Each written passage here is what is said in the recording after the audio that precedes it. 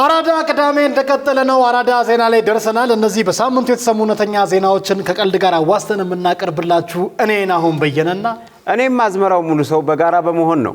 ለሲጋራ ሲል ራሱን በፍርግርግ ብረት ያሰረው ቱርካዊ ግለሰብ የፍርግርግ ሱሰኛ ሆነ።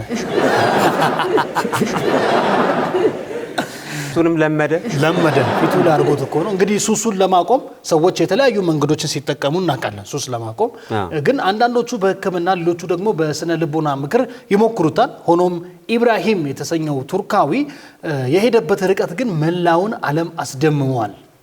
ምን አስሮት ነው ራሱን የብረት ፍርግርጉን በቃ አናት ውስጥ ከተተው ታውቃለህ። እንትን እጁ እንዳይደርስ እኮ እጁ እንዳይደርስ እንግዲህ ለአመታት ሲያሰቃየው የነበረውንና በቀን እስከ 2 ፓኮ ያጨስ የነበረውን የሲጋራ ሱስን ለማሸነፍ ሲል ግለሰቡ ራሱን በብረት ጎጆ ወይም ኬጅ ውስጥ ለመቆለፍ ወስኗል ነው። ይሄ ብረት ጎጆ ያው በጭንቅላቱ ላይ የሚጠልቅና እንደ ሞተር ሳይክል ሄልሜት የሚዘጋ ነው። እኔ ግን ምንድነው ያው ሲጋራ ሱስ ለማቆም ብለህ ሚስትንም መሳም ልታቆም ነው።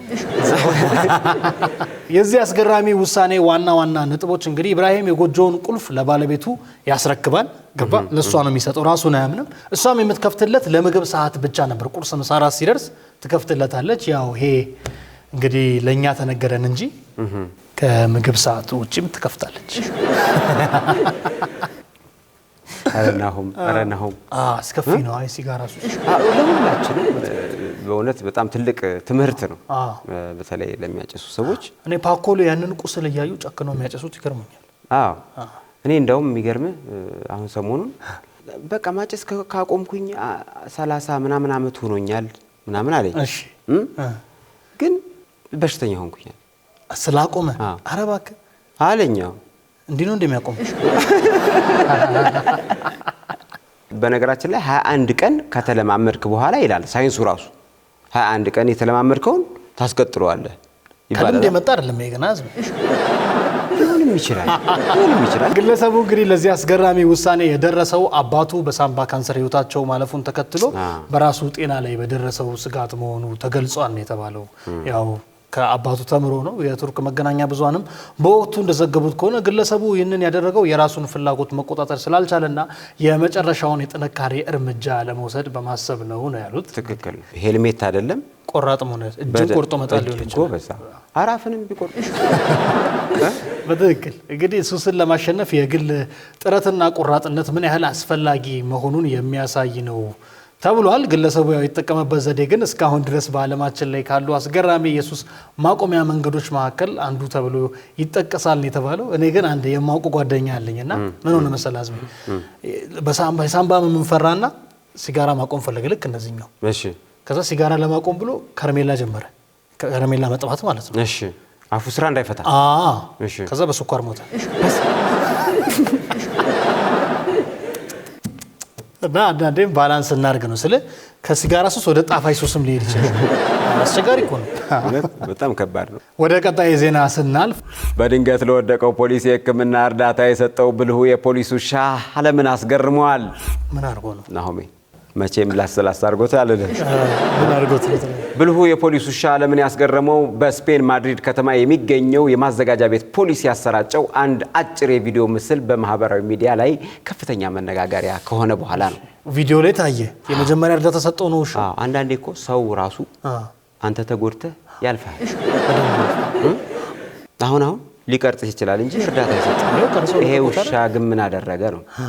ረዳው።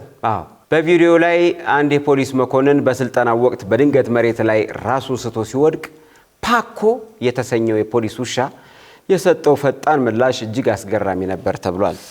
ፓኮ ቅድም ስለ ሲጋራ አውርተን ነበር። አሁን ደግሞ ፓኮ መጣ። ውሻው መኮንኑ በወደቀበት ቅጽበት በፍጥነት በመሮጥ የሰው ልጅ የልብ ትርታ ሲቆም የሚደረገውን የደረት መጫን ወይም ደግሞ ይሄ ሲፒአር የሚባለው አለ አይደል? ፑሽ ሲፒአር የሕክምና እርዳታ የሚመስል ተግባር በሁለት እግሮቹ ሲከውን ታይቷል ተብሏል። ይሄ ምን አይነት አንዳንዴ ውሻ የተሰኙ እንትኖች እኔ ያስገርሙኛል። እንደ ሰው ልጅ የሚገርም ነው። አይ ምን አይነት ምግብ እንደሚያበሉት ነው የተረዳሁት። በዛች እግር ደረት ታለከ ጀመረ ፓኮ በስልጠናው መሰረት ደረቱ ላይ ደጋግሞ በመዝለልና ትንፋሹን ለመስማት ጆሮውን ወደ መኮንኑ አፍ በማስጠጋት የሰጠው ምላሽ የብዙዎቹን ቀልብ ስቧል። አሁን ይሄም ውሻ ይባላል። ውሻ ብለው ቢሰድቡኝ አሁን እኔ ምንም አላፍርም ከዚህ በኋላ።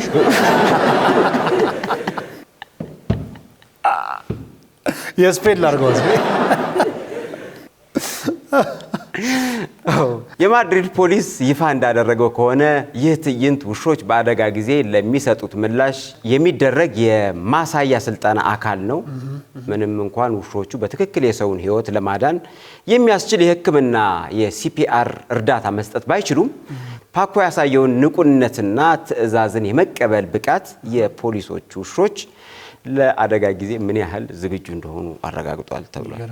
ይገርም የኛ ውሾች ትዝ እያሉ ውሻ በጣም ፍቅር ነው። በጣም ፍቅር ነው። በቃ ማለት አንተ ብትጎዳም ብታጣም ስታጣም አይርቅህም። ደግሞ የሰው ልጅ እኮ ካሌላ የለህ።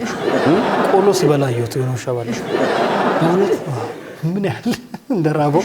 ምን የነዋይ ደበበን ዘፈን ሰምቶ ነው ምንም ሄደው ቆሎም ሽሮም ጮማ ናቸው ሰው ተፋቅሮ ከበላቸው። ግን እየጠለዙት ነው የበላው እኮ እየረገጡት እኮ ነው። እዚህ ሀገር ማለት እኮ ነው ውሻሚያው መከራ ተገዶ ነው የለውም ይበላ ቆሎ ይበላ። ጅብ እኮ ሰው አይበላም አለው። አይ ሲርብ ነው ሳይርብ ሲለው ከራበውማ ሰውም ጅብን ይበላዋል።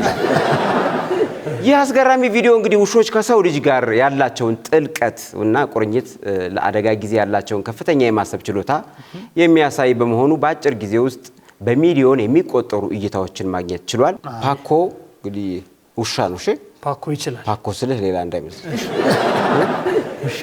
ውሻ ነው። አራዳ ዜና የሳምንቱ ይህንን ይመስሉ ነበረ። ሰላምና ፍቅር ለሀገራችን፣ ተድላና ፍስሐ ሐሴትና ፍቅር ለሁላችን ይሁን። አራዳ ቅዳሜ ይቀጥላል።